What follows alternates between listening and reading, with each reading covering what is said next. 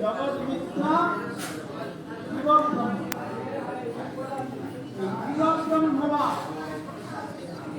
কিন্তু এর মধ্যে আমাদের কবিরাজ গোস্বামী বলেছেন, বেদ না মানিয়া বৌদ্ধ হয় নাস্তিক।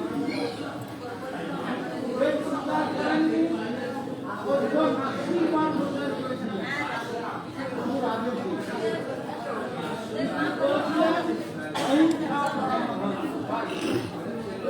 এর দ্বারা কোন পরম ধর্মের কথা নয়। তারপরে তিনি পরম ধর্মের কথা একটু জেগে তোমরা মানলেন, ব্রহ্ম সত্য, কিন্তু আবার জীবকে ব্রহ্ম বলে। এই জন্য বেদ না মানিয়া বৌদ্ধ হয় তো নাস্তিক, আর বেদাশ্রয়ের নাস্তিকবাদ বৌদ্ধকে অধিক, অর্থাৎ বৌদ্ধ অপেক্ষা আরো অধিক মতবাদ, নাস্তিক মতবাদ প্রচারকে দিলেন প্রভুর আদেশ। অপর কেউ নয়, শঙ্কর সাক্ষাৎ। পদ্ম পুরাণে ঘটনা দিয়েছে যে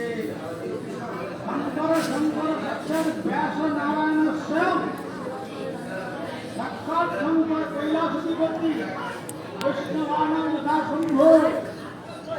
তথাপি প্রভু আদেশে তিনি এই অদ্বৈতবাদ প্রচার করতে দিয়েছিলেন। কিন্তু শ্রীমান মহাপ্রভু তখন আবির্ভূত হয়ে বললেন, আমার এই ঔদার্য রসঘন মূর্তি ধারণ করে আমি যে নবদ্বীপ ধামকে ভক্তিরসে প্লাবিত করেছি, হে শঙ্কর, তোমার মায়াবাদ এখানে চলবে না। তুমি এখান থেকে অন্যত্র গিয়ে মায়াবাদ প্রচার করো। শ্রীধাম মায়াপুরে, নবদ্বীপে মায়াবাদের কোন স্থান হবে না। কিন্তু দুর্ভাগ্যের বিষয়, শ্রীমান মহাপ্রভু শঙ্করাচার্যকে বের করলেন, কিন্তু এখন শ্রী চৈতন্য মঠের সম্মুখে যেন নাকের উপরে বিস্ফোরা, সেই রকম দাঁড়িয়ে গেল। যেন মহাপ্রভু তাদের স্থান দিলেন। জীব কখনো ভগবান হতে পারে না। লোকে বলে না, আজকে বাজারে বাজারে শোনা যায় অনেক ধার্মিক তথাকথিত পরিষ্কার যত্র শিব তত্র জীব। আবার তুমি যদি জীব হয়ে যাও, শিব তো সমুদ্র মন্থনে বলাহল পান করে নির্মণ্ড হয়েছিলেন। তুমি একটু বিষ পান করে দেখিয়ে দাও যে তুমি কেমন তুমি শিব হয়েছ। তখন আর বিষ পান করতে হবে না, বিষের গ্রামেতেই তার মৃত্যু হয়ে যাবে। শিব হওয়ার বড় সব। সুতরাং এগুলো সব ভ্রান্ত মত। এই যে আরো দেখবেন তিনি বললেন কুবরা দূষণ, অথচ তারা সাধু। মানে মুরগি না হলে তাদের এক গ্লাস ভোজন হয় না। সেখান থেকে ঘোষণা হলো কি, যত মত এ সমস্ত বিস্ফোরক তুল্য। কেন? মহাভারতে যখন ভগবতী ধর্মরাজকে প্রশ্ন করা হয়েছিল, রাজভক্তা কিমাশ্চর্য গবন্ধ পশ্চিমতে বাদমে চন্দ্র প্রস্থান ভূতা নিবন্ধি বন্ধব, তখন তার শেষ প্রশ্ন ছিল ঠিক পথটা কি? তোমাদের উত্তরে তিনি দিয়েছিলেন, বেদাদি ভিন্ন, শ্রুতয়দি ভিন্ন, নাসার বিশিষ্ট মতঙ্গ ভিন্ন, ধর্মস্য তত্ত্বং নিহিতং গুহায়াম মহাজন যেন গতস্য পন্থা। অতএব গতস্য পন্থা, স এক বচন, যদি দুটো পন্থা হতো, চৌ পন্থা হতো। যদি বহু বচন হতো, এ পন্থানো হতো। কিন্তু যুধিষ্ঠির মহারাজ জানেন কোন সিদ্ধান্ত হয় না, তিনি নিজের থেকেও দেননি। এই যে আমি মহারাজ বললেন, শত কোটি নাম যজ্ঞ করেছিলেন। এই যে শ্রীমান মহাপ্রভুর শ্রীবিগ্রহ দর্শন করছেন, এই শ্রীবিগ্রহের সামনে তিনি শত কোটি নাম যজ্ঞ করেছিলেন। শত কোটি নাম যজ্ঞ করার পর মহাপ্রভু আবির্ভূত হয়ে বললেন, বিমলা প্রসাদ, তোমার জীবন নির্জন ভজন নয়, তোমাকে নির্জন ভজন করতে হবে না, আমার এই সারা বিশ্বব্যাপী তোমাকে প্রচার করতে হবে।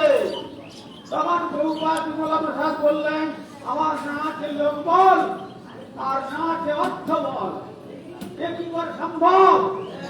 তখন এই মহাপ্রভু বলেছিলেন, তিনি কথা বলা ঠাকুর, সাধারণ দারু মূর্তি নন। তিনি বলেছিলেন, আমার প্রতিনিধান যে সঙ্গীগণ সখী মঞ্জলীগণ আছেন, তাদেরকে রূপ পরিবর্তন করে এই কলিকালে তোমার কাছে পাঠাবো, তারা তোমার চরণাশ্রয় করে কেবল রূপ পরিবর্তন করে আসবেন, আর তোমার চরণাশ্রয় করে তোমার কৃপা লাভ করে তারা বিশ্বের দোকানেতে গৌরীয় বিজয় জয়ন্তী উৎপীড় করে দেবে।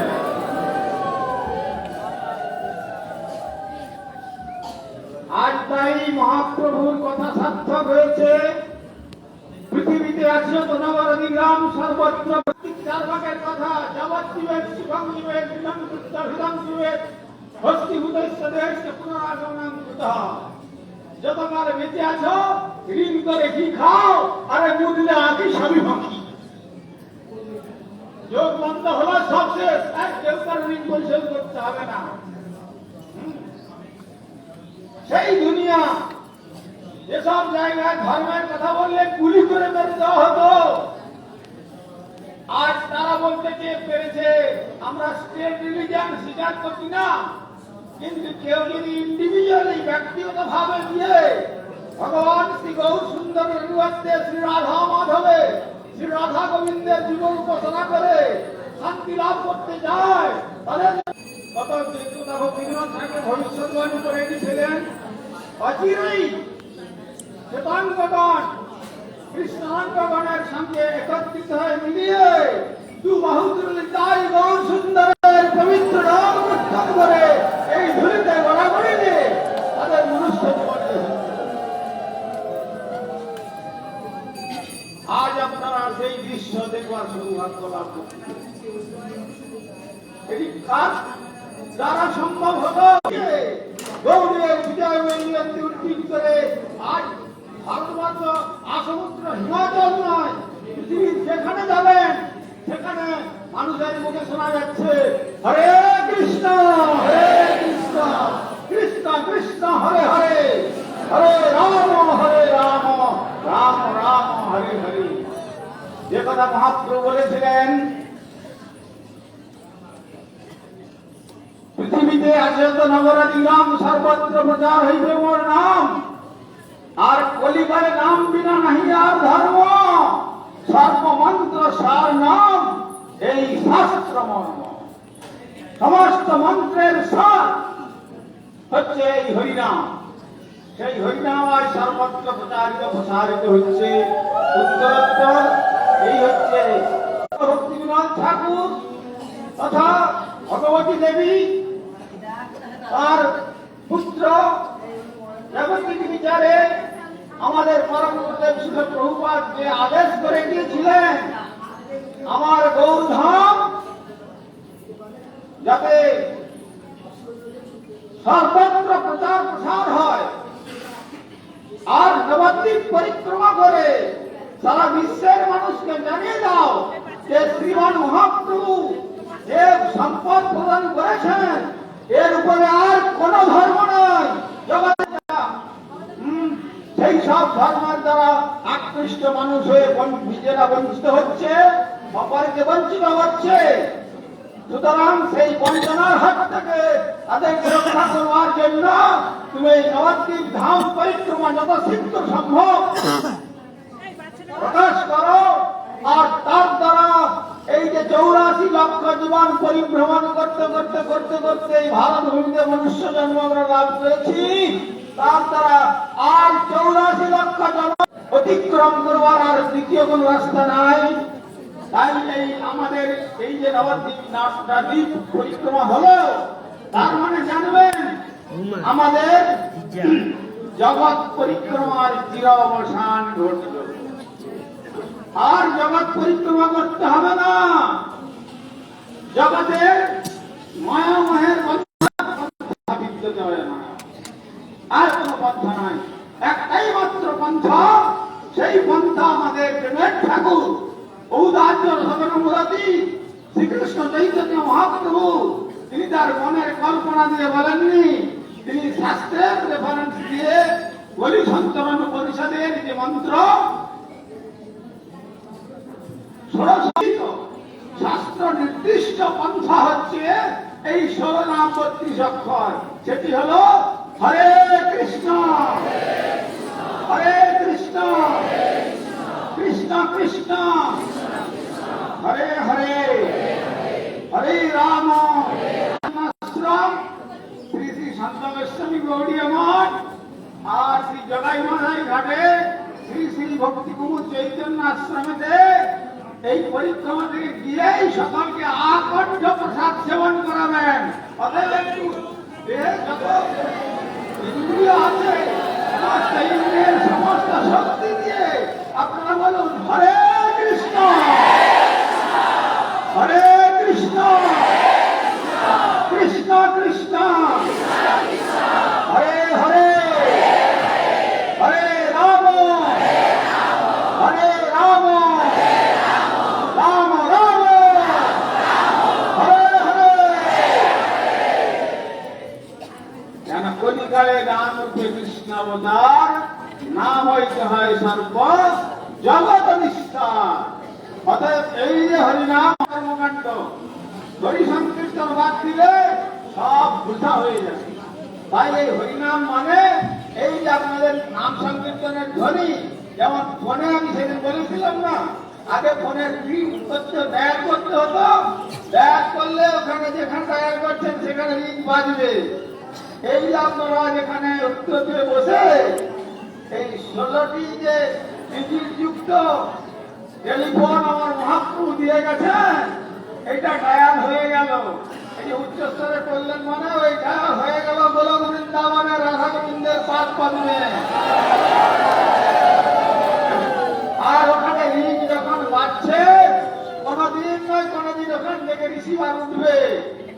যখন রিসিভার উঠলো, আপনারা সকলে ওই কাউন্টারে দাঁড়িয়ে আছেন, এক এক করে সেইখান থেকে উত্তর আসবে। আর গুরু গৌরাঙ্গের কৃপাতে আমাদেরকে সাকর্ষণ করে ইহলোক ছাড়িয়ে পরলোক ছাড়িয়ে প্রকৃতির পরমারে ব্রহ্মাণ্ডের নিম্বার্ক স্বামী যে 4টি সম্প্রদায় ছিল রামানুজন ঋষির চক্রে, বিষ্ণু স্বামী রুদ্র আর বিষ্ণু স্বামী। এই বিষ্ণু স্বামী কৃপাপ্রাপ্ত হয়েছিলেন রুদ্রদেব। সেই রুদ্রদেব সরস্বতী গোস্বামী ঠাকুর জগৎগুরু, এ যুগের শ্রেষ্ঠ আচার্য।